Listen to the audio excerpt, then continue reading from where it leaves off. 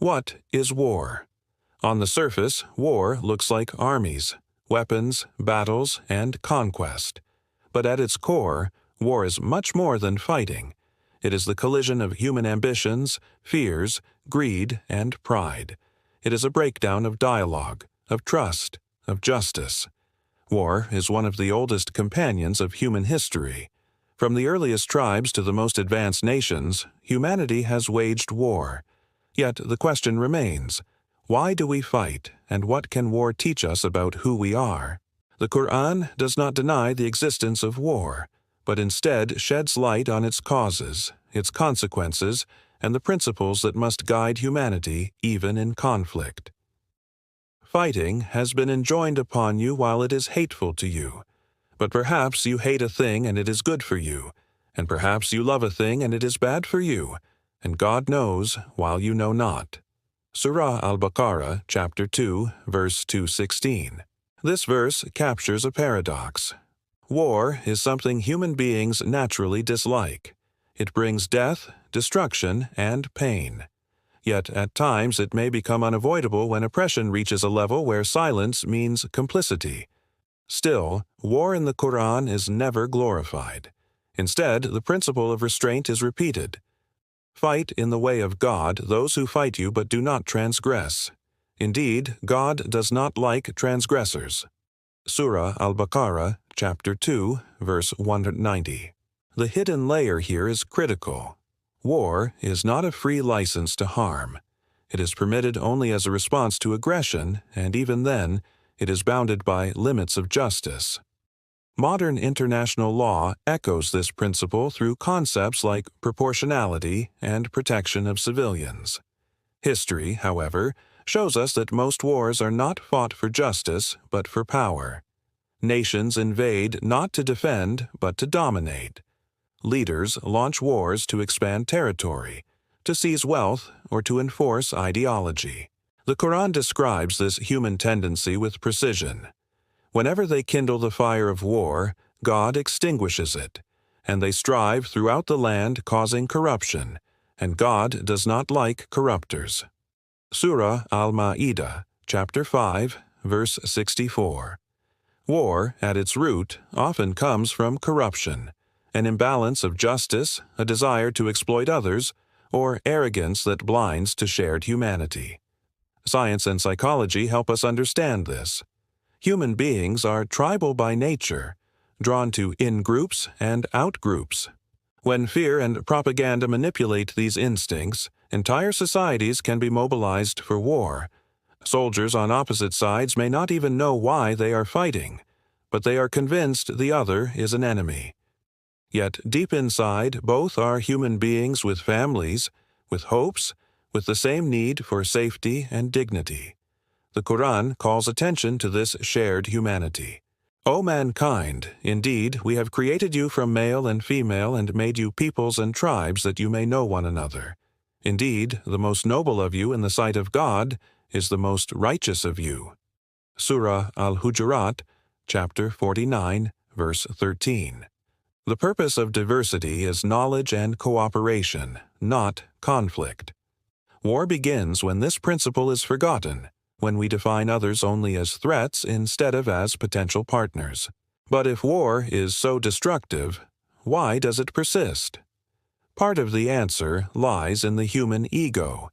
Pride, greed, and the refusal to admit wrong can escalate disputes into wars. The Quran illustrates this in the story of the first murder, when Cain killed Abel, peace be upon them, out of jealousy. So his soul permitted him the murder of his brother, and he killed him and became among the losers. Surah Al-Ma'idah, chapter 5, verse 30. If unchecked, jealousy and arrogance can transform personal conflict into collective violence. Another dimension of war is its cost.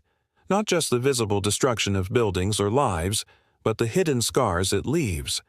Veterans carry trauma. Societies suffer generations of division, and children grow up surrounded by fear.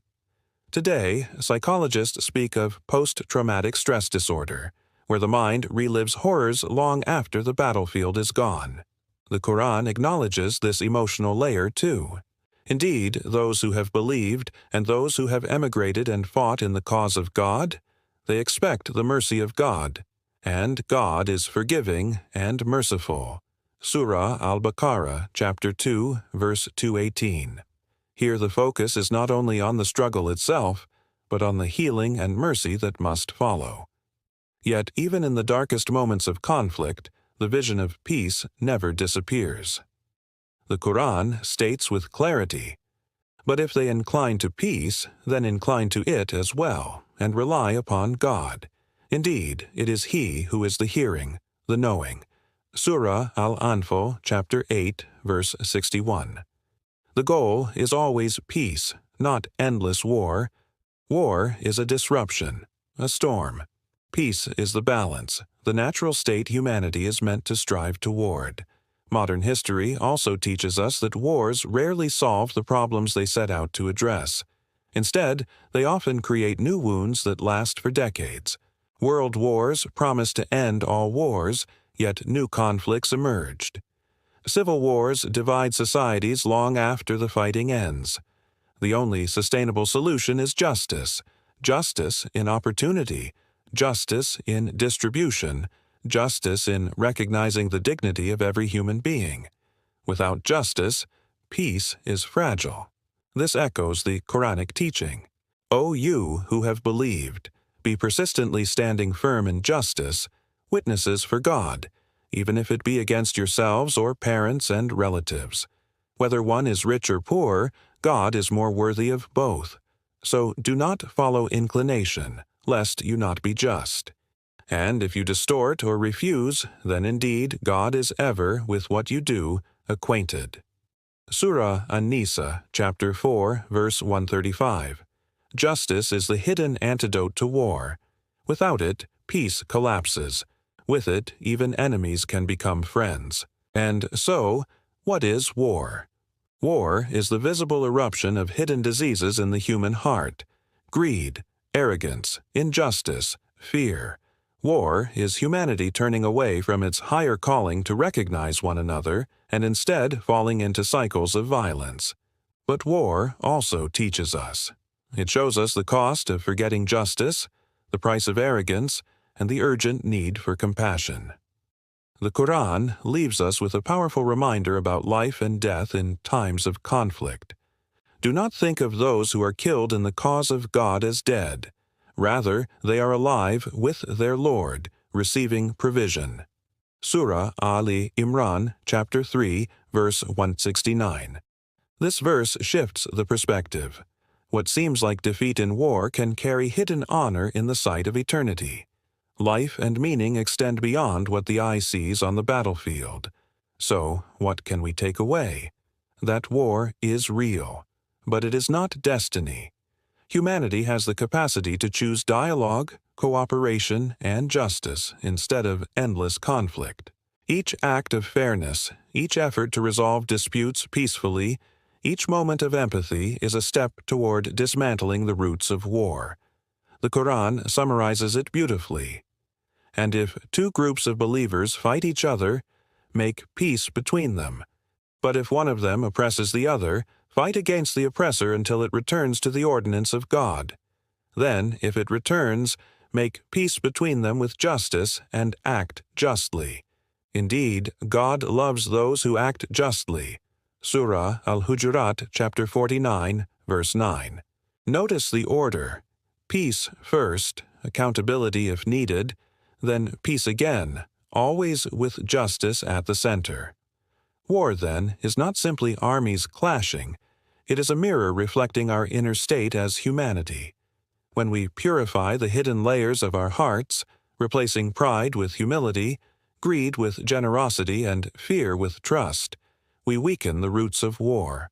And when we pursue justice with sincerity, peace is no longer a distant dream, but a living reality. So perhaps the real question is not what is war, but what can end war. The answer lies not only in treaties and negotiations, but in transforming ourselves, one heart at a time.